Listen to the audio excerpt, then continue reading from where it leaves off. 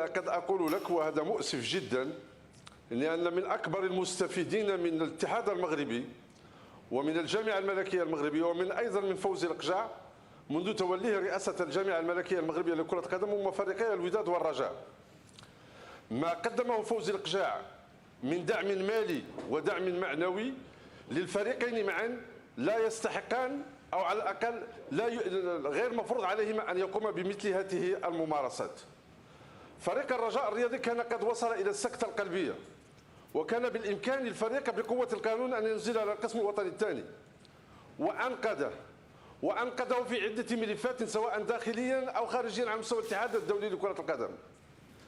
حسب مصدر موثوق أن القدر المالي الذي توصل به فريق الرجاء الرياضي في عهد فوزي القجع هو 13 مليار. آخر ما قدمه فوزي القجع لفريق الرجاء الرياضي هو حتى مصاريف افتتاح الأكاديمية تكلفت بها جامعة كرة القدم.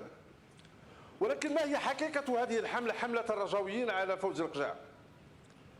صحيح، هو من الجانب الإيجابي علينا أن نفتخر أن الرجل وصل إلى نصف نهاية كأس العالم. الرجل حقق مجموعة من الإنجازات ومع ذلك ننتقده. قد نقول أن في هذا الوطن أن هناك حرية، أن هناك ديمقراطية، أن هناك أيضا ضمان لحرية التعبير، وقد نقول أيضا أن طموحنا أكبر، ولكن أيضا فيها الكثير من الوقاحة والكثير من الدناءة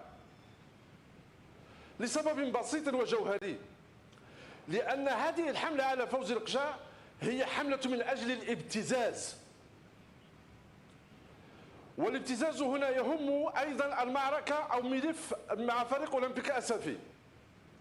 ولكن هنا نطرح هذا السؤال: لماذا جمهور الرجاء الرياضي أصبح يحترف مهنة الابتزاز؟ لأنه نجح فيها بعدما تساهلت معه مؤسسات كرة القدم الوطنية، تساهلت معه في مجموعة من القضايا التي كان عليها أن تطبق القانون وتحترم القانون.